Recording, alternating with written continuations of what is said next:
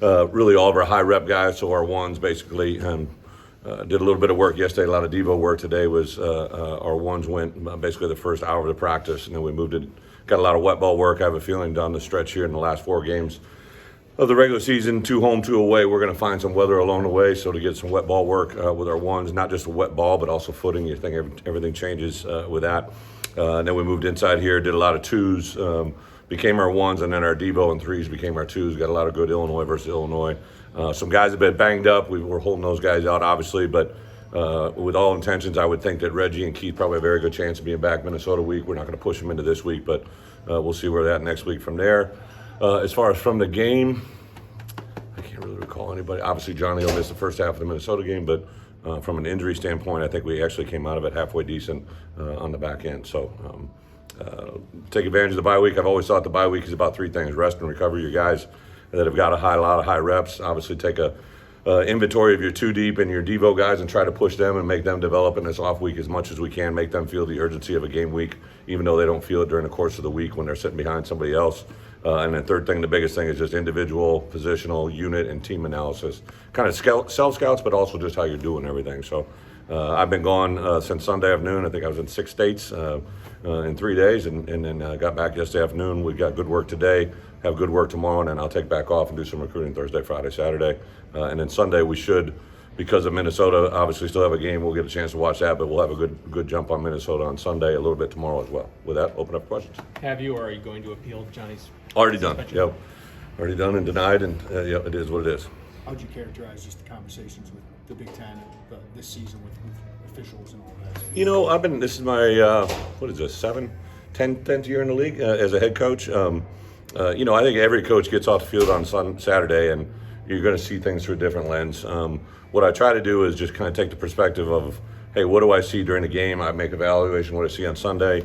I would say on a whole, we usually turn in, 3, 4, 5 plays. I think, some that I've been surprised to answer, some I've also been satisfied, but it really doesn't matter. All we use it for is teaching. I literally turn in plays sometimes to teach my guys, but also to teach, officials or the Big Ten. Like, hey, this is what I'm seeing. Am I seeing it right?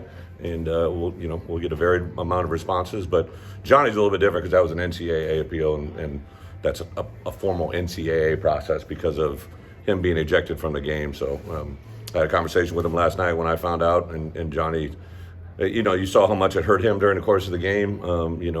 My appeal was obviously that he used his hands in some fashion, but I understand why I got called, and I understand why we're standing here today, and we just got to move forward. The biggest thing is we have to move forward. As a D lineman, one of the things we commonly talk about is you're going to have plays where you beat a lineman and you have a free shot and the quarterback can't see you, and we've talked extensively how to take that play on, and thankfully we haven't had any of these.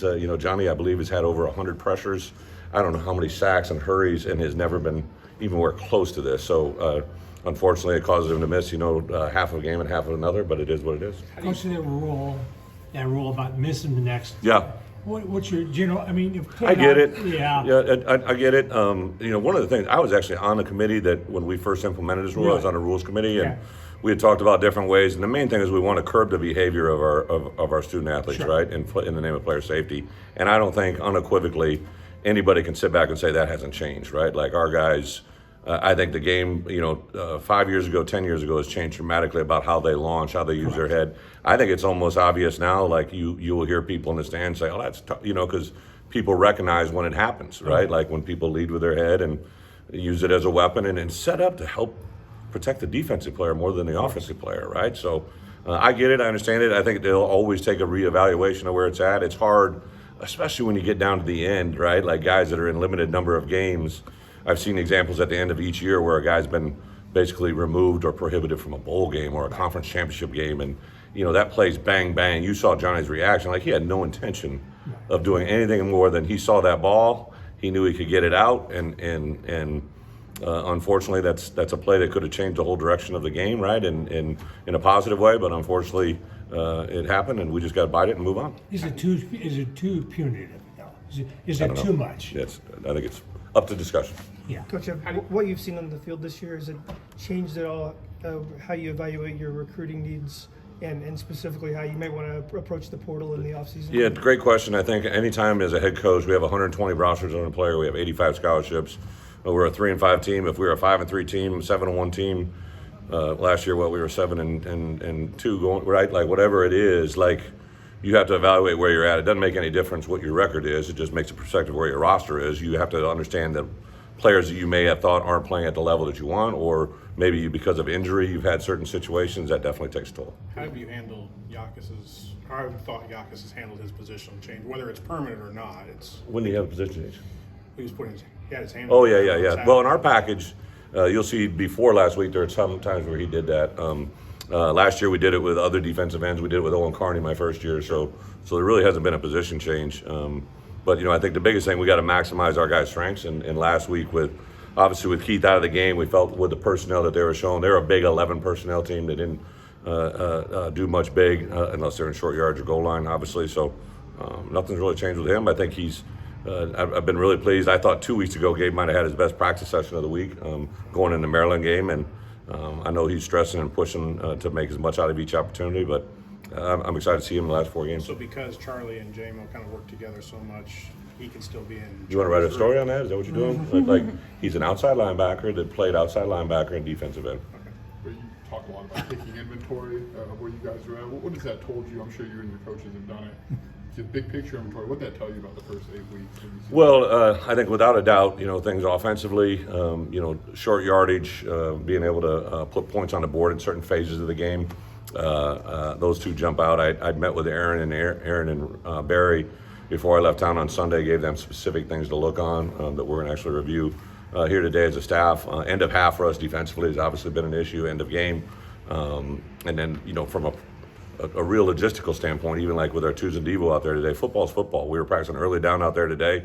If our offense hit a couple early down big play hits, if we do that offensively, you're going to win a lot of games. If you don't, it's very restrictive to your offense. Like I think we did a stat a couple weeks ago where of our 17 scoring drives, we had to play a 15 yards or more in each one of those, right? 16 to 17. Like should tell you right there that you need explosive plays to score points. And then the penalty factor, especially on defense, anytime we've had a 15-yard penalty, it's almost perfect recipe for them to get at least a field goal, if not a touchdown. So those self-inventories are really big. Is your 1 week off week this year? What's the significance of that for recruiting? Yeah, it's big. You guys know, obviously, we do a lot in these bye weeks. I kind of added 2 more days into the schedule than I normally have been. Now they changed the rule too. We shortened it down from a number of days. It used to be to 33. So, but I had Bart with me for basically 3 days. I'll go back out on the road on the back end this week, and Barry and maybe another coach will be with me. We were kind of in a certain region of the country this last few days. Now we'll be in a certain different region this week, and it's really for the first time we've never really dabbled into the high school. But just with certain guys that we feel we need to make an appearance and presence on, that's a little bit more this week or this year than ever. But having 1 bye week definitely changed our numbers. What do you want you guys doing this weekend? I mean, off the feet. I mean, what's your general idea when you have a real week like this? Players, coaches. Yeah, your players and coaches. Well, I think from a player standpoint, we're gonna working pretty good Tuesday, Wednesday, Thursday, especially Tuesday and Devo. Friday morning they'll have a lift. Our guys, because Friday is a travel day, normally we're on the road, they miss a lot of class on Friday, right, when we travel. So I didn't want to do anything to give them the day off Friday because that would probably ensure they're going to miss a class again. So we wanted to work them through Friday, and then I'm encouraging them Friday night, to do something they don't normally get to do, whether it's watching local guys watch a high school football game. They should enjoy college football on Saturday, watch some of their buddies. Obviously, teams that we're going to play. I know Minnesota. I believe Indiana's live. I know Purdue's live, and Northwestern. So, chance to watch or a pre-advanced look. And then football's football. There's a lot going on in our kind of world right now, right? Like with college football, especially within our conference. And I think the more our guys can educate and learn about others, right, through kind of observing, I think that's just a positive. What do you make of this sign stealing? I mean, this is probably no more inside than outside. So just it's definitely been it's my 15th year, right? I know when I first became a head coach was when I really began to think about it. Now we were running a huddle offense, so it really didn't become paramount. I'm telling you, I steal signals on game day, right? Like that's part of it. On game day, I watch defense. Usually when we're on offense, I watch the defensive signal caller, and I'll try to get a cue on that. And then when we're on defense, I'll watch an offense, and sometimes you can tell when they're going to go fast or when they give you a certain look that you're going to get again. So that's a big part of the game. And then when I went to the NFL, one of the things that jumped out to me because of all the things that happened before I got there, they had in-helmet communication. So whether it be at the end of my last tenure when I was in the league or the beginning of this one of the things I've strongly advocated every year is in helmet. Literally, one of the first conversations I had with Tony Petitti is in-helmet communication. I swear, this was last spring, summer when he was named. So I get it. Like, I think in this league, though, I've been very fortunate, right? Very blessed. This is my third head coaching job, twice in this league. I learned under Hayden Fry to Kirk Ferentz to Barry Alvarez, worked with Bill Snyder at Kansas State. And one of the things I always learned when I was working with those guys is you have to have a reputation, a feeling within our league that everybody else is going to abide by what you believe is the rules, right? And I get where it's at. Like, I tell you, I've as a head coach, I've picked up and called another head coach when I feel something has been wrong. If not, I report it to the Big Ten officials and kind of let them handle it. Because I think we all have to assume that's happening. I mean, as a head coach, I work my tail off to get this job, this opportunity. I tell our coaches every day, do things by way that they need to be done and in a way that abides by everything we are. But I think that's the standard we all got to feel.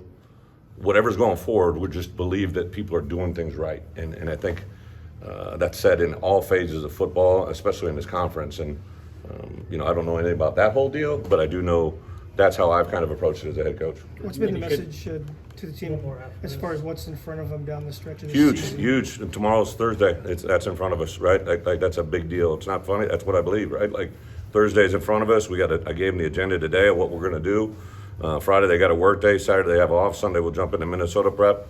We have 4 straight weeks of 4 opportunities. And if we go into Minnesota week thinking about the end of the year, if we go into the Minnesota week thinking about Indiana or Iowa or Northwestern, we're not going to get anywhere we need to go. So our focus will be on this bye week preparation. A lot of people call it an off week. I call it a work week, right? Like, we got a lot of work to do here during the work week, and then get us into a week that we got a little bit of an advantage on Minnesota. So from a timing standpoint, that's something we got to emphasize. But you mentioned after the game that maybe you guys are more of a man team or play more man along those lines, especially at the end of half. I said that at the end of half, right? Yeah. So what's the balance there between man and zone, and why do you feel like maybe It depends on the team. I think there's, for us, you got a young in that game, a quarterback that hadn't, played a lot. So I think the one part he can do is they were simplifying his reads and letting him look at certain things. And with a man, you got people attached to him and all over him, right? So at the end of half, there's obviously varying things on what you can do, but we got hurt a little bit at the end of half on a couple straight zone plays, and that's what I was referencing. Thanks, guys. Thanks, Chris. Thank you.